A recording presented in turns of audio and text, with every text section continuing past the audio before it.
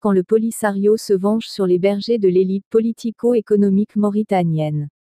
Le Polisario est très remonté contre les autorités mauritaniennes, coupables d'avoir contrarié ces trafics dans le nord du pays.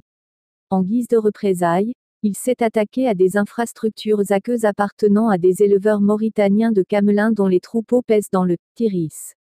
C'est à coups de couteau et de rafales de mitrailleuses que des éléments du Polisario se sont acharnés sur des citernes pneumatiques remplies d'eau appartenant à des éleveurs mauritaniens de camelins. Selon plusieurs sites régionaux mauritaniens, cet acte a eu lieu ces derniers jours, et a concerné plusieurs réservoirs d'eau disséminés tout le long du corridor qui sépare la frontière mauritanienne du mur de défense marocain.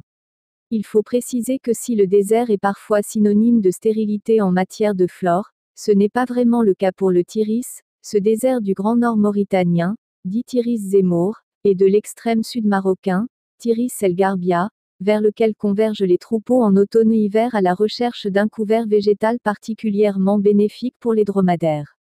Le Tiris est également très prisé par de nombreux vacanciers qui s'y rendent en villégiature à la recherche des prétendues vertus bénéfiques de son climat sur la santé.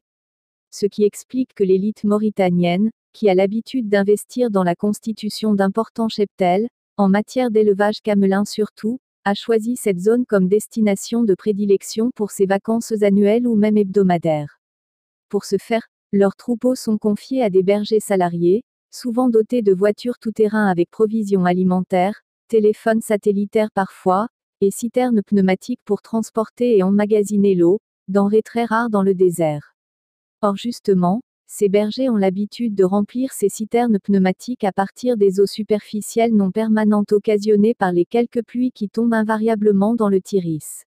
L'eau de ces citernes est généralement stockée, et laissée sur place pour le reste de l'année afin de désaltérer le bétail, et n'est donc utilisée qu'après tarissement total, et généralement rapide des eaux superficielles.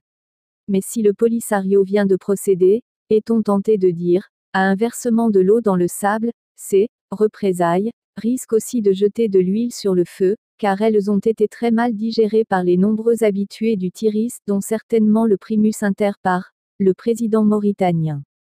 Pour rappel, lorsque le roi Mohamed VI avait dépêché, le 28 décembre 2016, Abdelila Benkiran et Nasser Bourita en Mauritanie, pour dissiper rapidement le malentendu que risquait de créer la bourde de Hamid Chaba, qui avait mis en cause la souveraineté mauritanienne, Mohamed Ould Abdelaziz avait écourté momentanément ses vacances quelque part dans le Tiris pour accueillir, à Zouérat, les messagers royaux.